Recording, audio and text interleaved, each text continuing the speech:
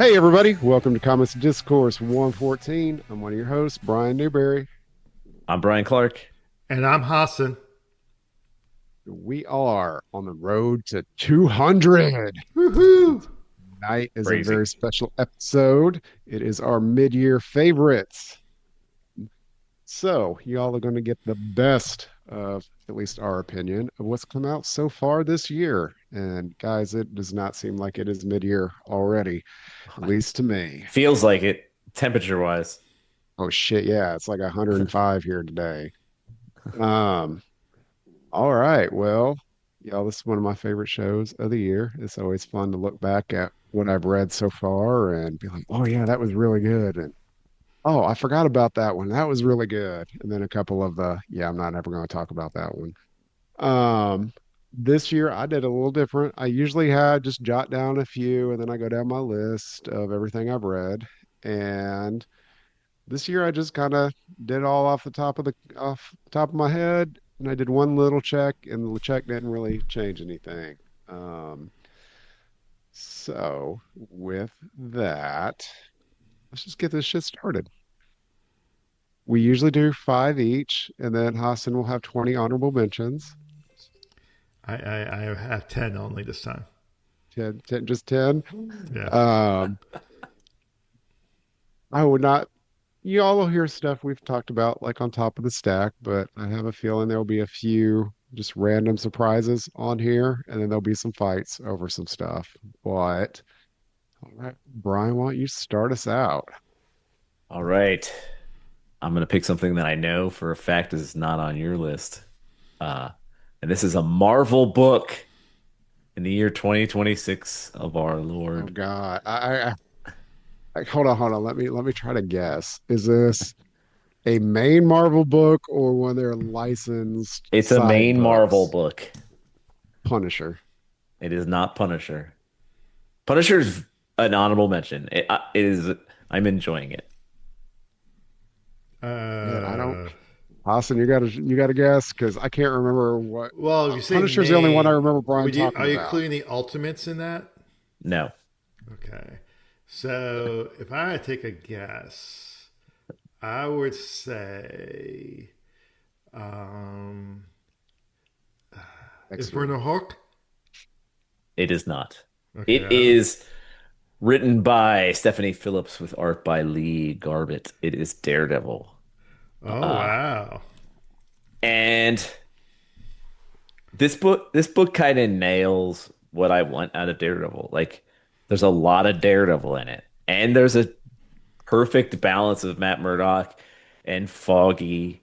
Uh, so Matt Murdock he's doing a professor thing right now, and there's a new baddie, the Omen, that has a kind of cool vibe. I don't know if you guys are familiar with the band Sleep Token, but the singer of Sleep Token, his name is The Vessel, and the Omen looks very inspired by The Vessel, which I think is interesting. But um, he has a personal vendetta against Matt, not Daredevil, and so there's a lot of talk about, you know, a trope that has come up a lot in Daredevil, like the man behind the mask. Are they two people? This kind of stuff. This topic comes up in Matt's law class.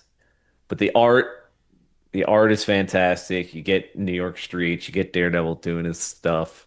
He looks cool. He's super red. Like, that's what I want. And Spider-Man is in this, and it's just a really fun Daredevil book, and I miss that. Like, it's not complicated.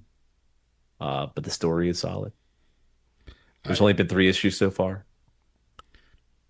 I've been enjoying it as well. I mean, I will say that it's probably the better Daredevil book we got in a long time. I did like Chip Zdarsky's Daredevil run, although I think it's not his fault. Towards the end, it became that big event, Yeah. so I think it didn't end strong. But going to the first three issues, I really have been enjoying them.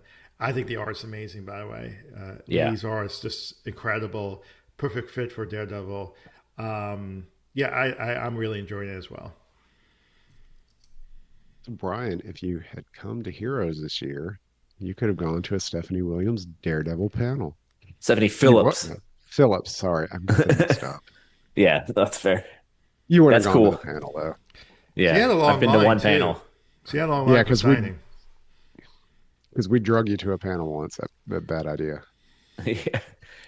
Yeah, she's cool. Like she has the vibe down, and like you said, Hassan, the art, Daredevil looks good in this book. Like he looks good. And if you're here for Matt Murdock taking his shirt off, like there's plenty of that. Why why didn't you lead with that? That's the subtitle. So look at that Marvel book right up front. Wow, that's All right, awesome. Hassan. Why don't you go next? Okay, well, I'm gonna bring up my first Bat book in the I can't discussion. wait to hear about all five Bat books. Yes. All five. That's not even at the top five Bat books you Well, mean. I know what he's about to pick. So it is not by DC though. Yeah. It is Billy Bat. First volume just came out. It's been recently translated in English. It has not been translated at all. So I consider this a new book because it's the first time printed in English by, correct me if I'm wrong, Brian, Nakuri Urasawa, with co-author by Takashi Nagasaki. Pretty close. Okay, awesome. I'm getting better. I really enjoy this. I mean, you guys know I'm not a huge manga mark, although I have been reading more and more manga, like a million times more than I have since I started the show. I'm not big on the stuff that's more fluff. You know, there's a lot of manga out there that's just fluff, action, whatnot. This is a deep story, mystery. It takes place, I want to say, late 40s, early 50s. This Japanese artist in America. He's drawing a comic, and then he finds out that this character he supposedly invented might have been he might have plagiarized, or someone else in Japan has come up with this character. So it's a mystery. So he travels to Japan, and it's, you know, at first I'm like, okay, it's a mystery around comics and creating comics, but no, it's more than that. There's murder mystery. There's crime. It is so there's so many different layers. It's just the first volume. I can't really do it justice to explain it as well. Also, it talks about what's going on in Japan during this time period, which I also think is fascinating. Again, it's not multiple layers, which with the creative team, not a surprise. The art is amazing. I'm actually going to start trying to draw actually the Billy Bat myself out offline because I love the design of Billy Bat. I think it's a take on Mickey Mouse a bit because he does look a little like Mickey Mouse, I think. Well, it's And like the that's, 40s. I think yeah, cartoons in the 40s just kind of looked that way. that's fair. That's fair. Um, but But it is, I think there is like an American creative inspiration happening there for sure. yeah, so I love it. I loved it. It's fantastic. So it's my, yeah. I had to put this down as my first back book on the list. Billy Bat was on my list. I love everything that Urasawa does. He has a formula. It's a Uh-huh. limited series. It is usually have some historical context, and you know, they it's nice because you get all the layers, like you said. How many volumes is this going to be, Brian? I didn't actually check it. Oh, I don't know because it is done. I mean, it's been done for a long Yeah, time. but it's So not. I mean, usually it's like 12, but See, that's the other good thing. You know, some of these manga series go on forever, forever. Like I read The Climber, and I was like, oh, I thought it'd be like a couple volumes, dude. It's still going on. And I'm like, wait a minute, I don't understand how the story on Climber could keep continuing. I stopped after volume one, which I oh, I enjoyed, but I've got yeah, bad news for you. yeah. Billy Bat is 20 volumes. Oh my god. Yeah, but you already know going in and it's done. So Yeah, that's a plus. he still has to finish 20th Century Boys, and Wait, that's that's 12. not done. No, that's done, but I thought you haven't finished it. Oh yeah, I have not finished that. Yes, Yeah. no, no. I thought you meant Then the he's got to create. move No, on to 21st Century Boys. Yeah, that's only one volume. I have a lot to do, a lot to read. But hey, you know what? It's out there. So anyway, Yeah. yep, that's my first Yeah, backup. so the original this Billy Bat came out in 2008, uh, Okay. and it ended in 2016. Brian, the time that we know we have accomplished what we wanted is when Hassan's full list is manga one year. And I'll be like, and then we'll mine hang up and the yours show. is nothing but Batman, and mine's Oh, nothing but Legion. that would be an accomplishment because that would mean that there one would be a Legion book, and two, that there would have to be more than one Legion book, which we have not had in a while. Well, Brian just actually gave me a segue, so I'm gonna pick one of mine, and Hassan may get me for this one. I'm going right in. I'm a little surprised, but I think I've said this multiple times when I've picked books in this vein.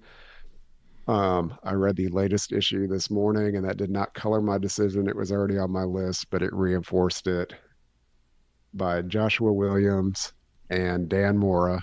Uh, Superman. We have Superman has been gone since KO, and Superboy Prime has taken the lead on the book, and y'all is just a hoot. You know, he's got all the knowledge of the DC universe. He's does the meta commentary about it being comics, makes comments about all the characters, breaks the fourth wall, breaks panels. Um, it's pulling in one of my favorite random characters you never seen with Witchfire. The art is amazing. The writing is great. And this last issue, Brian, I actually almost sent you some screen caps today. Manchester Black is actually attacking Superboy Prime, trying to get him to punch reality to bring him back to life. And because Manchester Black has been dead since Lex Luthor did some shit a while back to make everybody forget that Clark Kent was Superman. Um, but his kind of psychic essence is still out there. So he starts taking Superboy Prime through all these different types of comic genres, starting with like romance comics and then horror. And then there's multiple pages of just 9 page grids of him in different like sword and sorcery comics, sci-fi, you know, early like 1920s and 30s looking comic strips, war comics, but every panel, oh, well, there's one of manga. So you get Superboy Prime and that kind of like androgynous black and white look going on. And it's just cool. And it's fun. It's really playing on just how comics are made and the process, but it's tongue in cheek. It's hilarious, and I really like it. Dude's trying to redeem himself, and everybody's like, "Yeah, you're not. That's not going to happen."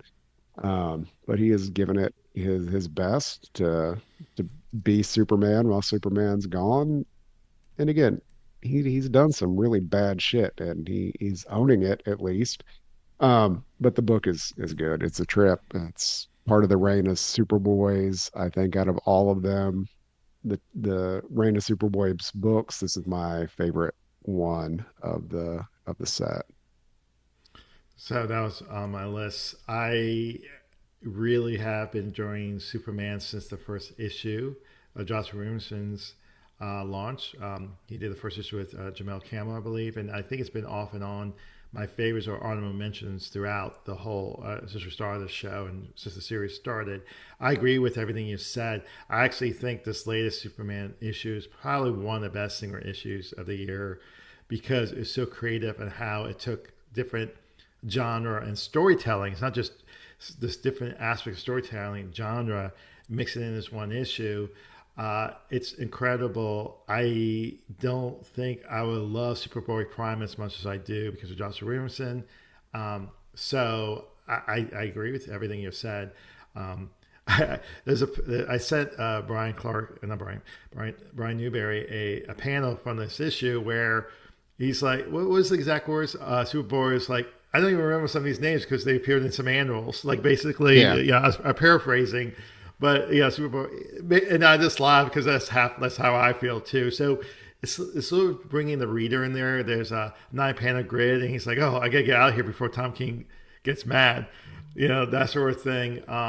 And by the way, the Manchester Black, he was killed in Joshua Williamson's first Superman story in Action Comics when he destroyed his run in a short story or maybe in Action Comics, and so he's probably been playing this for a while.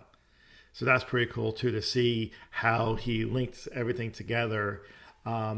And I also think it's clever to bring Superboy Prime and Manchester Black together because Manchester Black was created by Joe Kelly in a great Action Comics issue, again as a statement again, so a counter statement against the Authority at the time, where Authority was super popular. He created his own Authority team, and so again, Superboy Prime is also a statement around fandom as well. So I thought that having them two together makes perfect sense. So yeah, I definitely think this is a great book.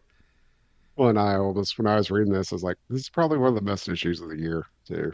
So I I I, agree on that statement. yeah. Right. I All have right. not I like, read this or any of the Return of Superboy stuff, mainly because I want to read it all together. there's some fun stories. I would rank them this and probably the action and then World's Finest. Maybe those two equal. I was not feeling the Supergirl one for some reason. Although I Hassan, I like did hear She Supergirl looks too. Matrix. cool. Yeah, I heard Matrix Returns in that one, so I'm a little intrigued. But crazy. It not exactly, just so you know, but okay. it's Matrix like. But Well, I think the part that turned me off, and we may have discussed this months ago, was the first issue of the Reign of Superboys crossing over into Supergirls. Supergirl's book was more of a Red Sky crossover, and it sort of pissed me off because I yeah, read yeah. all this stuff and I'm like, I don't know what the hell's going on. It was the end of one storyline, and then it was the last page, although they had it splashed on the front. I'm just like, I yeah, I'm not. I It believe kind of turned me off. Connor has appeared more in the past two issues of Justice League Unlimited than he has in that Supergirl series. I'm more involved. So Yeah. All right. Brian, I did send you that page, by the way, just so you could Oh take yeah, a I look gotta at it. check that out. Nice. Um, but in the meantime, you're up. Europe, it's super hot over there. Yeah, and you're about to go. I know. No, that's not hot here too. We just have AC. Nice. All right. So now to talk about a book that I have never mentioned on the show. Um, and well, actually, I might have once. But Howard Dodo. this is MadCave Studios, published by MadCave Studios, and it is called Is Ted Okay? Written and illustrated and colored by Dave Chisholm. This book is crazy. I have been reading it digitally through Global Comics Gold Tier, because all Mad Cave stuff comes out day of on there. And I almost feel like I'm doing this book a disservice. Like, one, so look, the plot is very challenging to describe. It's like this guy named Ted, he has like a weird job and he's a very strange human being, looking and acting. And there's another woman. Her job is to watch him remotely to see if he's doing okay. Spoilers, he's not. Uh, he believes all this crazy stuff is happening to him. He works for a company which I think has a crazy name. It's Einstein, but it's like pronounced like Ayn Rand. Uh, and it's got this trope of like there's this guy, he's the CEO of Einstein. His name is Noah, and whenever they say his name Noah, they put the trade he puts a trademark up by his name, and he's going to be the world's first trillionaire. And shocker, he's an ass, and doesn't care about humanity and is doing things. So this crazy, like, it starts off with this little thing, and every issue the story in the world gets so much bigger and so much crazier that you're like, I don't know what to think anymore. I've been a fan of Dave Chisholm's art for a long time. He does a lot of like historical music anthology or music stories based on uh, you know, real life people, and I think that that's a he's really into music, by the way. I think that's a challenging thing to bring to a comics world, music into a visual medium, and he does it really well. So his style, I you can look at these panels like I don't know much about the industry. I don't know what's going on. Like, why is this at Mad Cave? I feel like this is like the thing where if this was that image, people be losing their minds about this. It's just kind of in this corner of weird indiness. But each cover, like if you just look at the covers, they have this retro, like I think it's his coloring style. It gives it this retro vibe. If I was flipping through back issues and I saw these covers, I'd be like, I'm buying these. I'm buying these for sure. And it gives me that sense of like real comic excitement. Like I don't know what's going on in this. Every panel is wild. There's mechs, there is aliens, there's cat cafes. It's just so crazy. It's so crazy. Like it's I feel like I have to like talk about it more so people go check it out because I know nobody's reading Mad Cave books. I've read more Mad Cave books this year than I ever have because of our non-partners, Global Comics, but could be partners, Global Comics. I think Hassan, I think you read issue one of I this. did. I did. And we did talk about it briefly on the Okay. show. So I did enjoy it. I need to get back to it. I really enjoyed it. I thought it was different than even most Mad Cave books itself. It Yeah. really, to your point, if this was an image book, people would talk more about it. Um, I really enjoyed the first issue. I just have to get back to it. So I don't disagree with everything you said. I was very intrigued by the first issue. Yeah. I mean, it's tackling topics like I mentioned, trillionaires, mass surveillance, it's psychological tension. Like I saw back rooms recently. It had, Severance, all these type of like slow burn psychological thriller kind of vibes with like I I thought it was going to be more of that, but it gets way sci-fi-ier.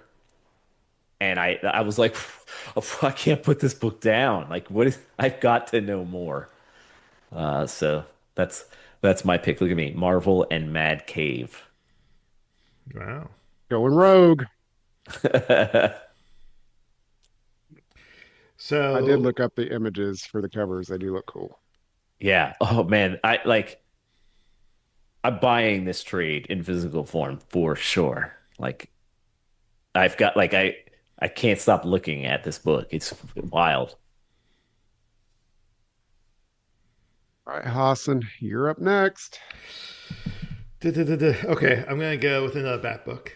Very traditional. Batman by Matt Fraction and Jorge Jimenez as the main artist, and Ryan Sook did some, I guess, art on these issues. But I picked it because I thought right now I know I want to talk about Absolute Batman.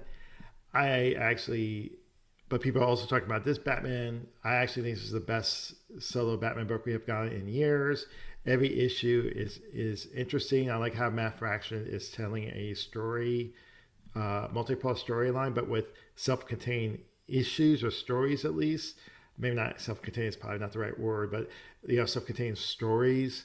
Um, and he's trying to do something different, making Batman fun. At the same time, he is dealing with our favorite Commissioner Savage, Mando Savage, which I know Brian's shaking his head, but his Matt Fraction is working. And he's just he's using what he's been given. Oh, I And agree. It's just still just baffles me, but we've had that discussion multiple times. but by the way, so going back to I actually made my job to looking at favorites was quite easy because I've been logging everything I read on Comics Geeks League, another non-sponsor of the show. Um, and it's just easy. I go, okay, what's my favorite books? And it was easy to look at what I read and how I rated things. And we talked about this latest Superman book being the one of the best Singer issues. I actually think Batman number 7, which came out in March, is still my favorite Singer issue of the year, which is it is double size, so it kind of cheated a bit because it's not single size, but still. And that's where Batman has a conversation with the Joker, and I talked about on the show, so I don't want to get into it. But is a very Matt Fraction brought a very unique perspective on this version of the Joker. And what I mentioned is that it seems like every writer always reimagines Joker. Sometimes they go back to the classics. Sometimes they do totally different. In this case, Matt Fraction is changing how we think of Joker, and he's more aware of everything he's done. I don't know if it changes him or not. That's the question that we have to think about. Can people change? I think that's what Matt Fraction is bringing to the story. That the question: can people change? And Batman's going through some shit himself. He has throughout the series, Alfred is there, but Alfred is dead, so it's probably something in his head. And to be frank, Bruce Wayne is not a normal person. He has some mental issues, right? He decided to dress up as a bat because his parents were killed. Spoilers. I know most people don't Wait, know wait, about wait, wait, that. wait. That's a Uh, lot to take in right now. so yeah, I'm hopeful for this new Batman event. The previous Batman event that they had before Batman and Catwoman was, I would say, average at best. I'm hoping with Matt Fraction and G. Willow Wilson leading the this new Bat event coming up, it'd be interesting and it'd be good. Actually, not just interesting, it'd be good, executed well. So yeah, so shocker, Batman on my list. I'm As it surprised it should took be. that long. But by the way, it's not like and people go, "Oh, that's because Hassan and Batman." But let's be fair, people are talking about Matt Fraction's Batman pretty highly, so it's not like I'm just randomly Oh just no, I'm just messing with you. I'm not one of those people. I know. He looks Well, cool. Batman looks cool in that. I mean, and Jorge Jimenez has been drawing Batman longer than most other. I think you have to go back to Jim Aparo to know who's been drawing Batman this long because he's been drawing Batman since. Forget about the Justice League book that he did with Scott Snyder, which most people forget. Um, it is he started with James Tillian, and then he stayed with Chip, and now he's with Matt, and he changes his style and what he's doing with his style for Matt Fraction's run. It's totally different, and I love the whole blue on gray is awesome. Yeah, no, it is a very good looking Batman. And I think kudos. On a side note, if we got to rate all the artists, I think DC has the best artists right now with Jorge Jimenez, Mora, all the Dragata, absolute. Hayden. Yep. Oh my God! Like the list goes Yeah. on and on. It's like Yeah. crazy how good the artists are. all right. I guess it's my turn again. Well, this is a book we have talked about every single issue. To confirm that it did come out this year. It was the very beginning of the year where the last issue came out. But a couple weeks ago, the hardcover came out as well. It is a take on one of my favorite concepts from DC Comics, but with a little different twist. It is Space Scouts by Matt Kent and David Rubin. Originally published in a magazine style format. It's put out by Dark Horse with under Matt Kent's Flux House line. Um, the art is amazing. Matt Kent and David Rubin have collaborated several times, and this was another excellent joining of the two. But it is a mix of Legion of Superheroes and reality TV and a real space war in the background. In three exercise issues, the two of them create a very unique universe using concepts we know from other comics over the years, but really their take on it. Um, we have a young woman who's got some superpowers on her home planet, and she is the representative for this reality competition to join the Space Scouts. And if she does, she's pretty well sets her planet up for riches that they need because it is a very, very poor and destitute planet, and her family will be set up as well. And it really looks like she's not gonna win. Um, but she goes in there and just competes as herself, helps people out. And in the end, she actually doesn't win, but she does survive, which is kind of a big deal. And the survivors of the competition are actually the people that are the real Space Scouts. And they go and are signed up for a 2 year, I think it's 2 years, term to go fight in a war um, that this United Planets has been battling for a long time. Whereas the winner, in quotes, was this guy she was kind of falling for and was friends with, and he's the official person that's on the team, and they're more like PR people. They're the face of the program, and everybody thinks they're the heroes, but they're really not. And um, there's a lot more to it. Like the each book has kind of character pages, Ohatmu style, giving you much further detail on each of the characters and their worlds and their powers. And it really just does add to the universe and give you a lot more perspective on what's going on. And it does a lot in 3 issues. Now they're a little bigger than normal, but still it really does build the whole universe concept in just 3 issues. And I would love to see more. Hassan and I talked to Matt Kent at Heroes about it some and told him how much we really did love this book and hope that we see some in the future. Oh yeah, I yeah. always We see that and I'm like, Brian loves that book. I should probably read that. I like space. You should. I think you would like it. it's And really good. you don't have to know Legion to do it. It's just like a kind of little like, oh, you get what the concept is, and it's fun. So would that count when we do the big swaparoo as one of my if I pick that in I Legion? think it counts adjacent. It's adjacent. Yeah, and then I'll have you read Hypernaturals from a while back as well, because that was Dan Abnett and Andy Lanning coming back and doing a creator-owned version of Legion with a different little twist as well after their big Legion run. But that was never talked about. Anyway, all right, Brian, I think it's back around to you. All right, let's go to Dark Horse. Let's hit all these publishers. This is definitely a Mm. book we've talked about a lot. This is Usagi Yojimbo Kaito 84, It's my written by shop stars. Zach Rosenberg and Jared Callum, with art and letters by Jared Callum. Yeah, not a whole lot to cover since we've talked about a lot.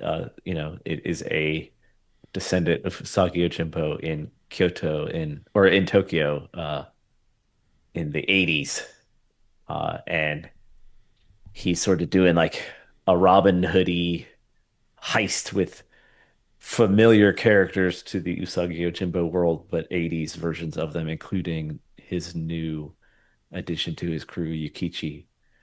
And he drives a Volkswagen Rabbit, which makes a lot of sense. Art easy is easily amazing. Everybody who looks at this book is like, yeah, this book looks awesome. And they are right. Uh, Well, let me tag in a little bit here then. Um, I do have stuff to add. Hassan and I saw the art in person, and it's even more amazing in person. Like, Brian, if you do not own a page, you need to get one. I I Mhm. can't. know. I mean, he's been a hero. Jared has been a Heroes for a long time, and he's been a fan of Usagi for a long time, and that's kind of how he got into this. Um, he, they announced it at San Diego Comic Con last year, and I went right to the booth and chatted with Zach, Jared, and Stan. Got them to sign a bunch of stuff for me. Um, but yeah, Oh, I guess what we it's 5 issues, 5 or 6. five. Yeah. And Oh, so we're getting close to the end. I there's only one pre-ordered left. the special edition that they have coming out. Uh, but yeah, I mean, like you don't have to know literally anything about Saga Jimbo to enjoy this. Do you like really good art? Do you like I think it's cool to see the 80s depicted as like historical places. That's super fun, especially for all of us. Uh, Do you like and Miami Vice? yeah, do you like fun colors and heists? Then you will like this. It's There's really little to dislike about it. So, Hassan, didn't not Raj buy a page while we were there? he did. I know he did because he showed it to me. Yeah, and then I got a commission from him actually, which was fantastic, by the way. Raj may have proxy bid for me at the auction. He did. I did Yeah, know that, and he didn't. It didn't go well. yeah, I Didn't go know it would. well. Well, it went well for not me. That's fair, but it's like it's a little crazy. On a side note, we talked about in our Hero Con special. It's really crazy how the auction has, I think, has gone a little crazy. I'm just gonna say it. It doesn't It make sense to has. me. It It's like doesn't a make sense. strange spectacle for sure. I've Yeah. won one piece there, uh, and it was Brian Level Punisher for $300, which I thought was actually pretty great. I love Occasionally that. you can get a deal, but man, sometimes those prices Unless go. it's Scotty Young, you ain't getting a deal. No. No. That's You're getting the opposite of a deal there. But all right. Well, Hassan, we are back around to you. I'm just gonna Well, keep with my bat. he's got five, Brian. We know he does. Like I am purposefully not saying certain books because I know it's on his just a little. Hey, I gotta I go had to because I have didn't Superman. realize I was on Gotham by Geeks. I'm I over here think talking about rabbits. I think this book deserves its flowers. When I think of all the um, tie-ins and everything, this was people talking about this book and other tie-in books constantly. So in the aggregate, it was like really good. It was fun to read.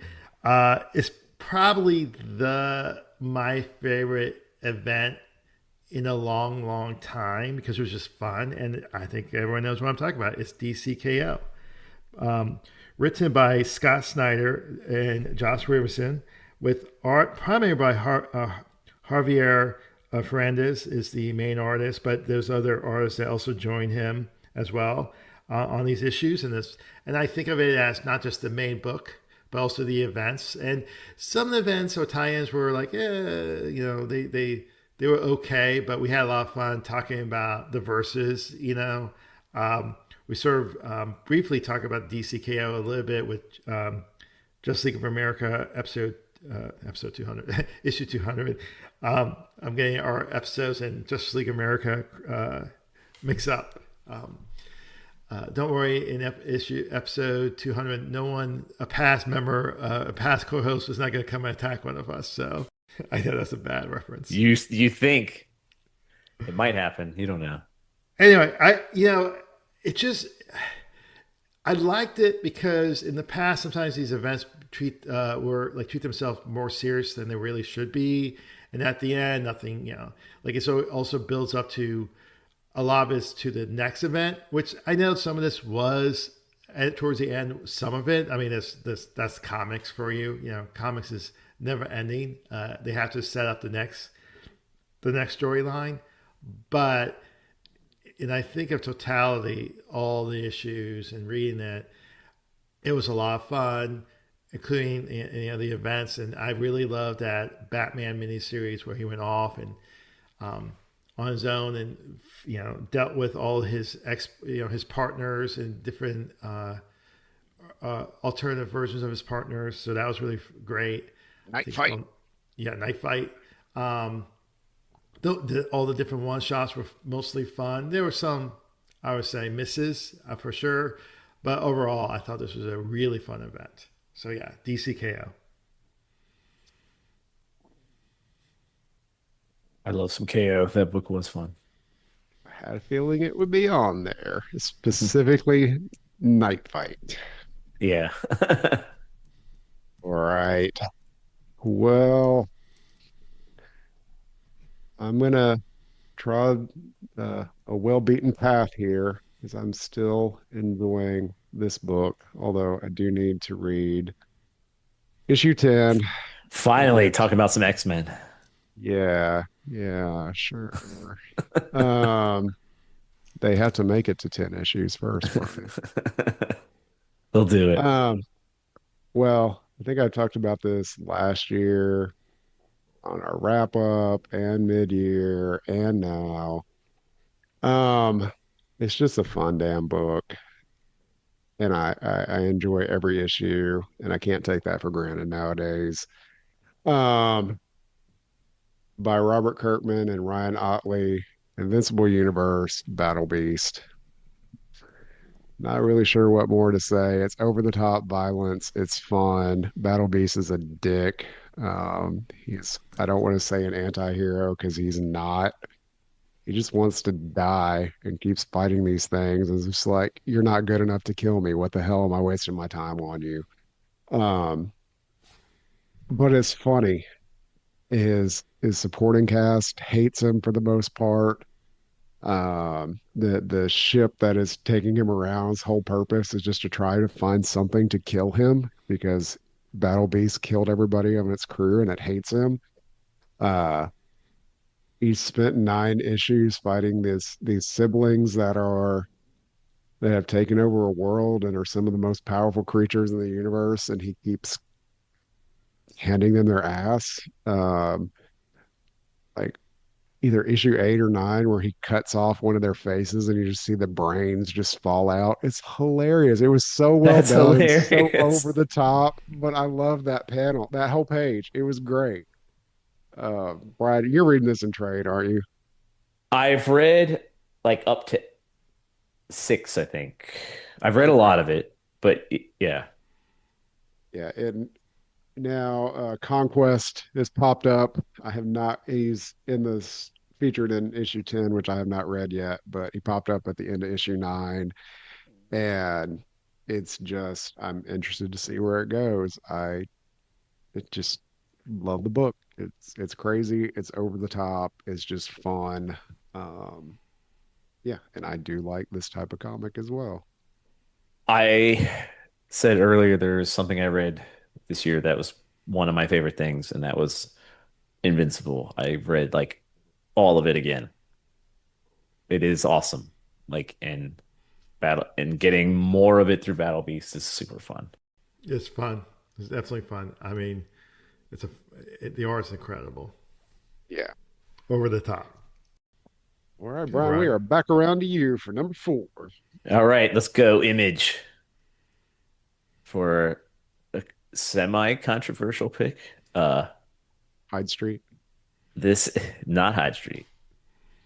Uh, this is this kicked off this year of Image getting hot again. This is written and illustrated by Brett Bean. This is Oh, Dork. I don't like something at the beginning, like before this book came out, I was like, that looks fun, whatever. I'm not gonna get it. And then it came out and was selling for like $100 issue number one. It was crazy. And I was like, it's because of that hype. I was like, I guess maybe I should check this book out. So I just read it digitally, and I was like, this is pretty fun, and it's been pretty fun. There's 5 issues out. Um, it so it's sort of simple in its approach. Like Dork's, he's a half dwarf, half orc, and there's this mythology that he's like this ultra being that is going to cause chaos through the land. So they need to like deal with him. And he has a shield. He has his companions or a shield with an eyeball that can talk, and a chicken with no head, and his head is a ghost. And that's fun. Like this book is not is Ted okay in terms of mental like levels here. It gives me sort of the vibe of Bone. Like it's very cartoony. It looks cartoony, almost childish, but it's like it gets pretty violent, but it's all weird creatures and stuff. So what sort of really happened is issues 4 and 5 sort of getting you towards the end of the arc, the mythology of the world gets more pronounced and you get more fantasy elements, elves and wizards and things like that. And it kind of took it from, hey, here, this issue, he's on this adventure, and then issue 2, he's on this adventure, and it's sort of self-contained, and it gets much bigger at that point. Um, and Dork is sort of leaning into his power and realizing that he can do a lot more. I have no idea how far Brett Bean wants to take this. I'm sure he wants to take it really far now because it's got a lot of hype behind it, and it's earned it, I think. Um, I believe that a lot of people will come back to volume 2 if the world can like expands and sort of steps away from the simple storytelling that it's doing now. It is it kind of always has gone to the top of my stack every month because I'm like, oh, I'm going to have a good time with this book. Like it's feel good and it's pretty fun to look at. I didn't even mention the colors are by Jean-Francois Bellew. I don't know what else he has done, but it looks good. That book looks real Everything fun. with Scotty. Yeah, that's what I figured. Yes, if you like I Hate Fairyland art, obviously, and you like fantasy world, you'll like the way this book looks. I've been reading it monthly. I really enjoy it. It's like a different. It's refreshing to read monthly. It's fun, Hmm. and it's different than other books coming out. So yeah, I'm enjoying it as well. Yeah, we get like Ice Giants and Trauma Llama, and yeah, I feel like we like that Shield. That Shield is a very interesting, weird character. Like that we're going to learn a lot more from. So I agree. I think there's a lot of it you will, but at the same point, it's not like 100% focus on it. It's like yeah, it's not like this better. There's still a lot of good story going on without focusing on it completely. Um, okay, All right. Brian, what do you think? Detective this time? absolute. Wait.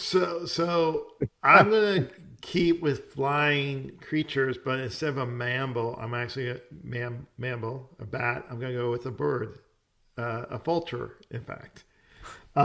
My next list is something that I just picked randomly from the comic shop. At first, I heard about it, and then I heard about the name. I was like, "Oh, this is about a wrestler," and it had nothing to do with the wrestler. It's actually a European comic that came out. Brian Newberry's upset because I think it was on his list. Yeah, I saved. I was like, oh, Hassan may not. I'm gonna wait. Shit. Yes. Um, and I absolutely loved it so much. And actually, and again, it's the first time in English print. I think there was a Kickstarter that was digitally available, right? Europe Comics brought a whole bunch of stuff over at the teens and early 2020 era, and this was they did translate and had it here, but their whole deal was everything was digital. So they Okay, brought a whole bunch of European comics over, and this was part of it. but digital. This is all the first time in print in English. Yeah. And I'm talking about, and we talked about this on the show, The Undertaker, and correct me if I'm wrong with these names, is Ralph Mayer, Caroline DeLevy, and Xavier Dorson. And this collects two stories, The Gold Eater and The Dance of the Vultures.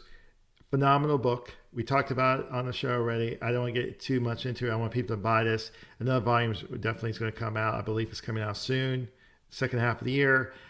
I enjoyed this a lot because there's layers to the story. It seems very simple. We get hired to take a body to a mine of this really horrible person who basically owned the town. He owned the gold mine. Everyone was like essentially employed by him, and he took all the gold with him in his body.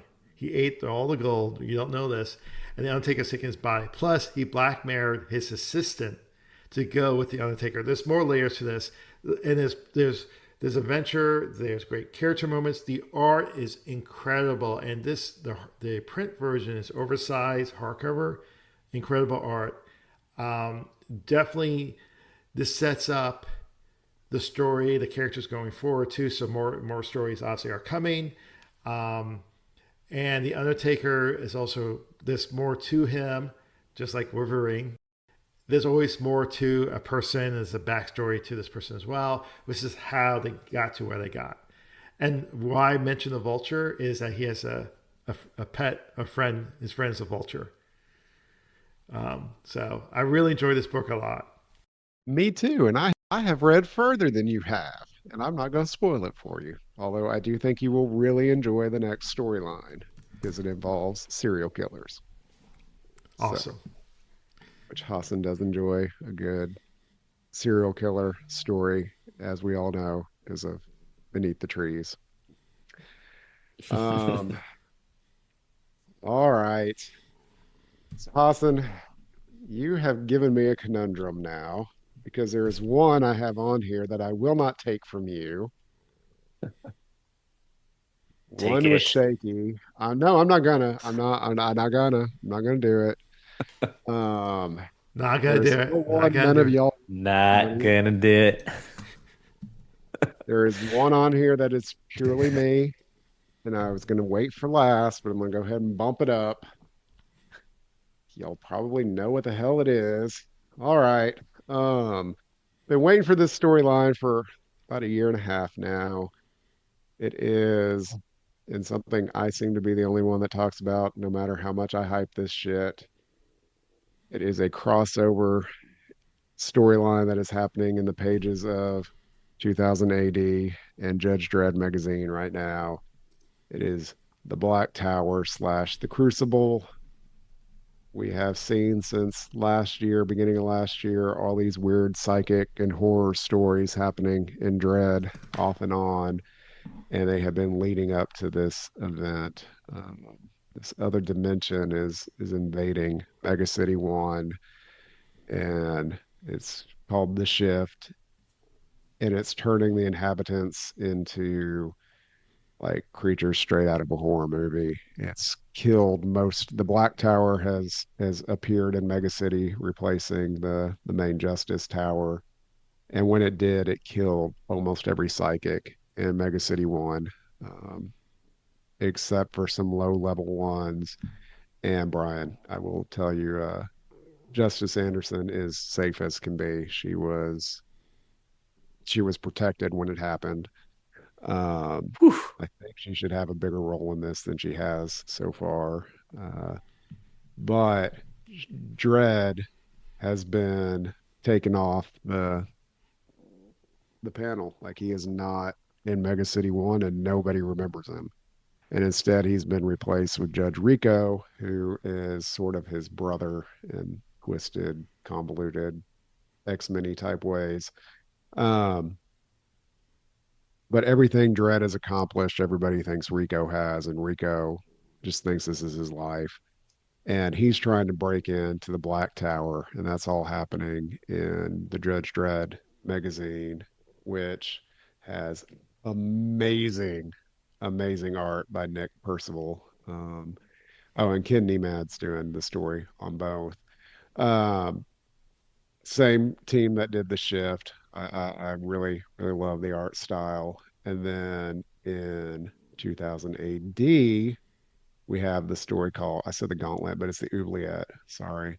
Dan Cornell doing the art. And this is Dread in some weird purgatory like state. And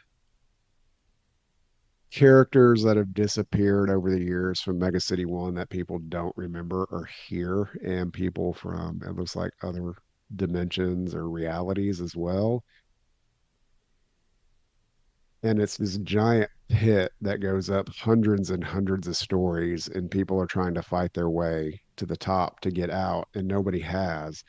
But every time you die, you end up back in the bottom and revive. So Dredd is trying to work his way up to the top to get back to Mega City 1, and he's run into like gangs he's defeated decades ago because Dredd is kind of aging in real time, it seems. Um, but one of the psychic characters that he helped at one point is a ghost here, and she's kind of guiding him through it.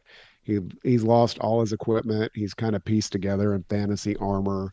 Uh, but Dredd gets his ass handed to him. Like he has literally been thrown several stories down back to the oubliette dead, back to the bottom, and he just crawls back up and starts fighting. We always picture Dredd as the biggest badass, but he is not here, and he has to start using his mind and his wits a little more uh, than just brawn. And people don't care. He's not the law here by any means. Um, but it's it's kind of sword and sorcery dread, but it's not at the same time, and it's just a cool concept. I really like the Black Tower stuff because of the art and the creepiness of it, and this is just kind of a complimentary story. I think we have another month, maybe two, of this before it wraps up. I really am looking forward to a nice collection of all the stuff that led up to it and this main storyline. Anyway, that's my 2000 AD plug that is seems to be obligatory because there seems to be always something in here throughout the year that's one of my favorites, if not multiple things. But this time it is straight up Dread, not other things in 2000 AD, which It I does never sound would ever awesome. effing say. I definitely want to read this. Okay, last round. All right, I'm sticking with Image. This is a book that's been around for a while, but two issues came out this year. Uh, It was Saga, was it? it is The Forged, Yep. by written by Greg Rucka and Eric Trotman, and art by Mike Henderson. Um, we talked about this book a lot on this show because it Yep. deserves to be talked about a lot. Have you guys read issues 10 and 11? I have.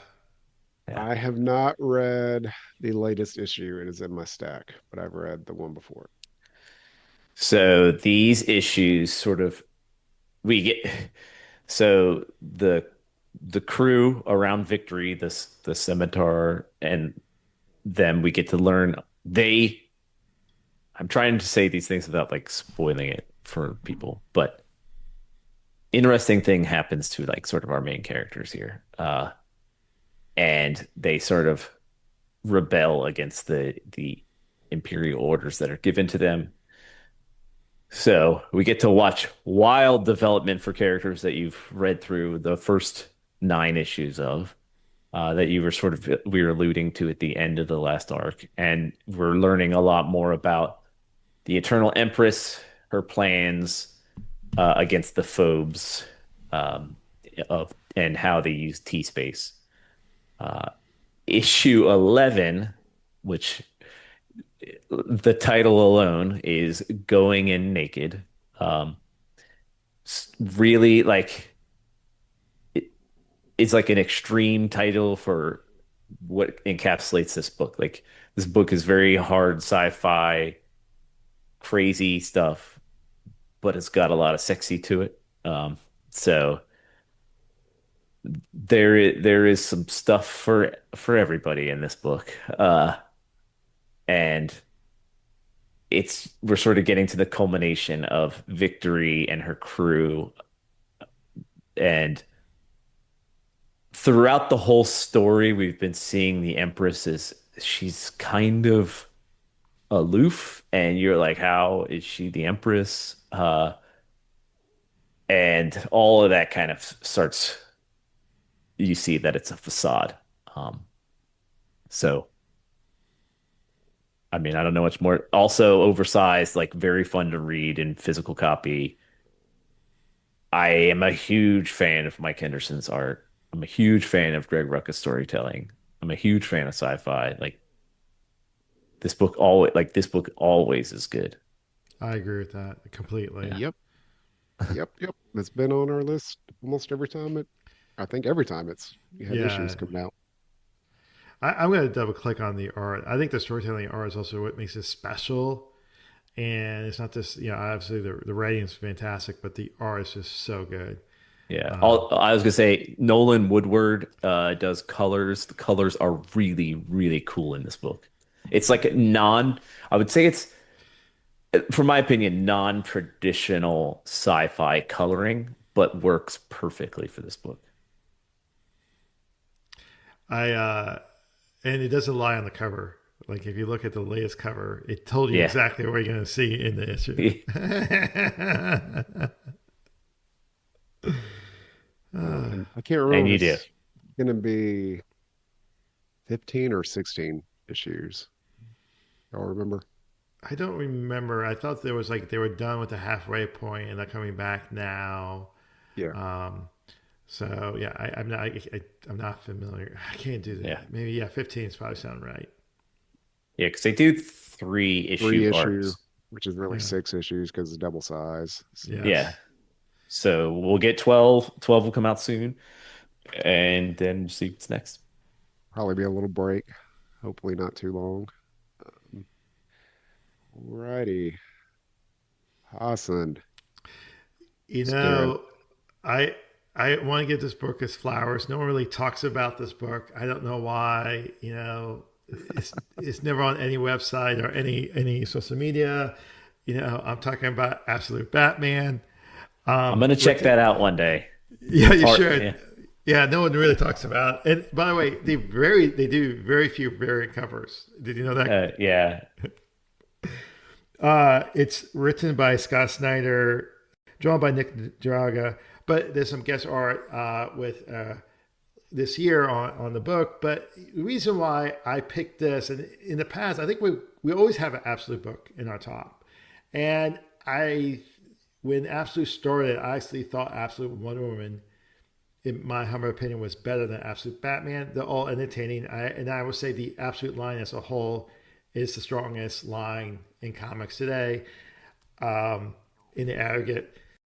But why Absolute Batman now? Because what has happened this year, it started off with their version of Batman and Absolute Wonder Woman crossover, which I thought was great.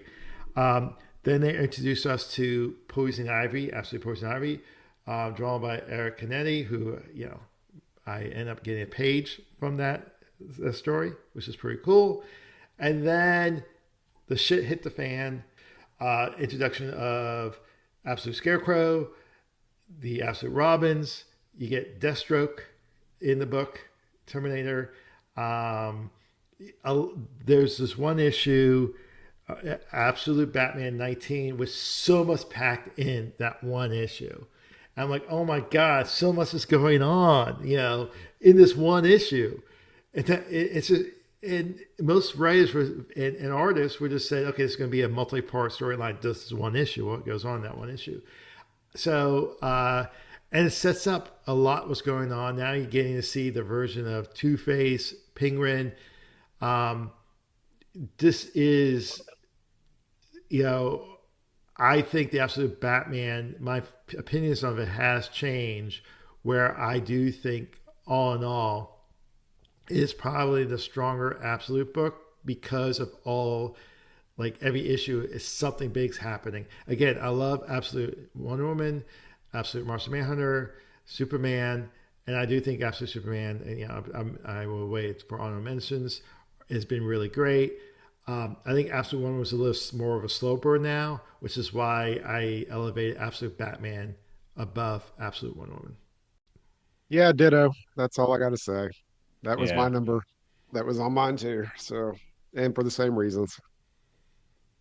Yeah. Absolute Batman 19 got a 4.5 stars from me.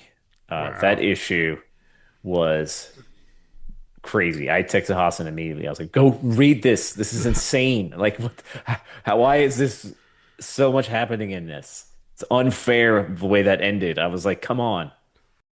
And this Draga, his art is so good in Yeah. these books. I mean, and most artists like to draw big splash pages. Dude, he has like all these small panels sometimes in the page. There's so much going on. You're like, how could he do this? Now, obviously, he's not on the book monthly. He has to have guest artists. Hey, I'm good with that, man. I'm good with that. It's just that it's funny how people go, "Oh, there was way too many Batman books," but they're all this good. What can you say? But Mhm. I really love it. I'm excited that we're going to get an animated series from this.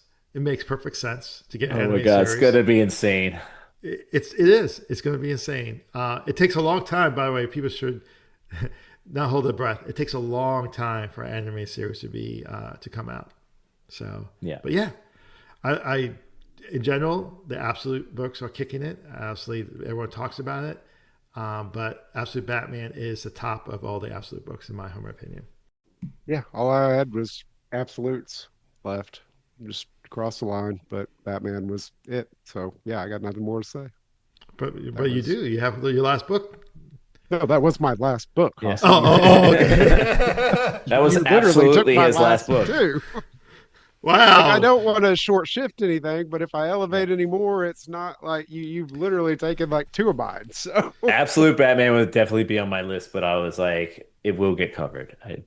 oh, I knew it would. So I'd had a backup, and then he took the backup on top of that. Yeah. It was pretty clear. Like when I thought of my favorites, these were my favorites. So Yeah. I have three honorable mentions. Go Um, for it. Two from Ignition Press, Arcadia. That book, it's oh man, I'm losing my mind by the creators. Written by Inaki It's two Miranda brothers. and Roy Miranda, with Yes. illustrations by Inaki Miranda. So that fit. So a couple things about Arcadia. The first issue has a very compelling, very colorful cover with a lot of I wonder what's happening with this book kind of vibe to get you into it. The story is a crazy sci-fi story that you kind of have to read twice to really sort of figure it out. And not only that, but they have a soundtrack for this. And so at various parts of the book, there's a QR code. You can scan it and listen to music. And I've done this a few times. It's pretty awesome. That's a cool book. The other Ignition Press book is only have one issue out. It's called Innards. I discussed it. Sam Lofty and Rob Guillory. Also, some weird sci-fi horror, crazy, what the heck is going on kind of vibe. And then the last book is something that Hassan and I have talked about a lot about, and that's Mugina in the Deep. Uh, I guess it technically came out last year, but new volume came out this year. And in my when I review all my ratings, I gave it a 4 star. But that book also crazy art, crazy concepts. That's sort of my vibe this year, except for Daredevil, just crazy art, not crazy concept. All right, Hassan, shoot off your honorable mentions. okay, let's go with the Royals. It's from Image Comics, written by Derek Kurt Kim, art by Jacob Perez. I just picked this on a lark again. I think part of this was I didn't know what to expect. I love it. It's about two Korean brothers who are have the ability to speak with each other in their minds. They can't read other people's minds, so it's not telepathy, but they sort of have it with just with each other. They try to hustle a hustler, and they get in trouble, and now it's total chaos. It's a lot of fun. The art's incredible. It's 40 pages each issue. A lot goes on, so that's one.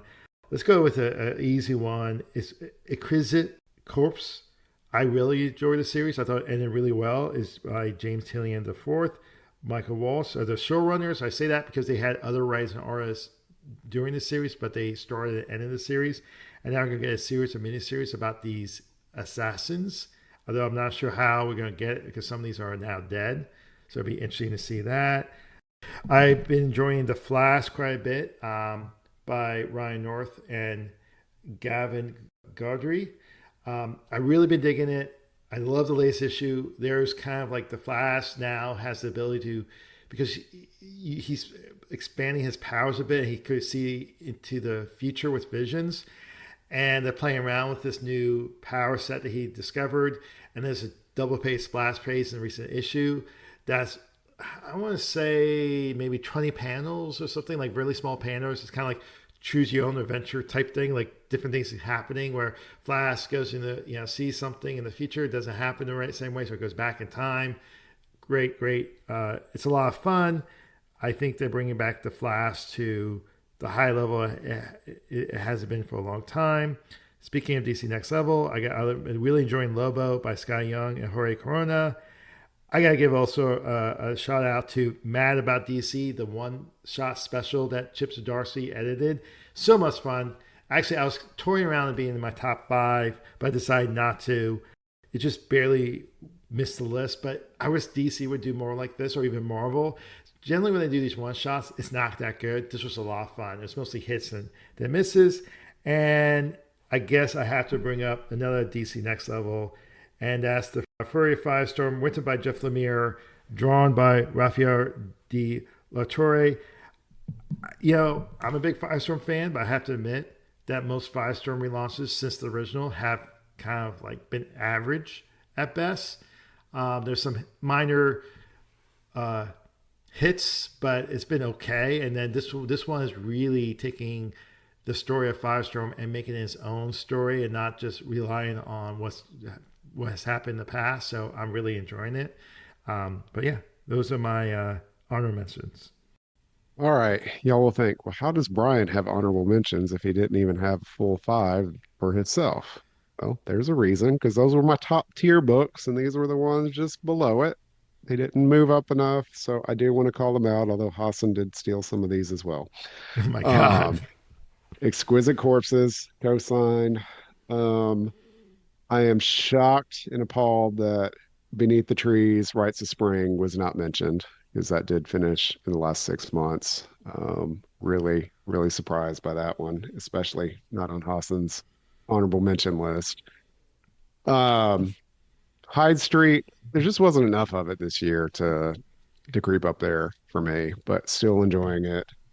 Um, One that I like, it's not setting the world on fire by any means, but I do enjoy the issues. Kill Immortals 2 was out. We're getting Kill Immortals 3 to wrap this kind of interlocking miniseries stuff together. Talked about it a few times.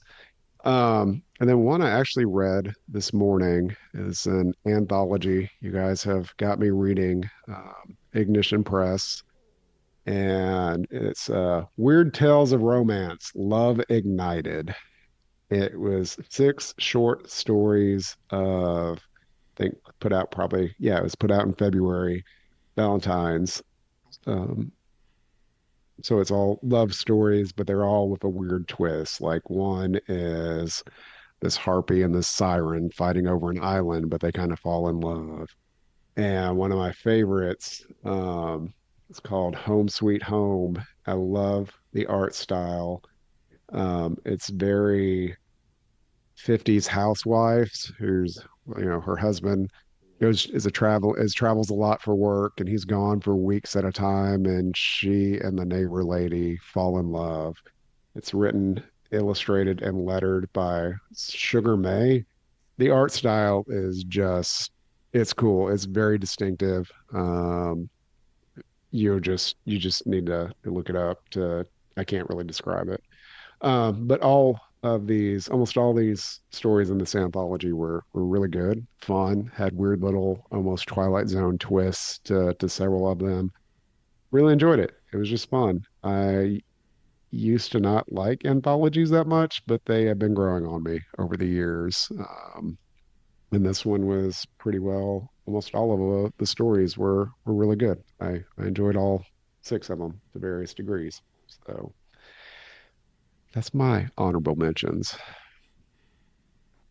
Awesome. All right. Any final thoughts before we wrap this up, guys? No, I think we covered quite a bit. Indeed. All right. Well, folks, I think we have given you guys enough to read. Whole ton of good shit here. Um, in the meantime, before we are back next week, where can they catch us online, Hassan? You can find us on all social media platforms, including TikTok and YouTube, as Comments Discourse 114. Also, if you have an opinion of what we talked about today or have any thoughts, send us an email at commentsdiscourse114@gmail.com. And please leave us a 5-star review wherever you listen to your podcasts. All right, folks. Well, thanks for listening, and we will catch you next week. See ya.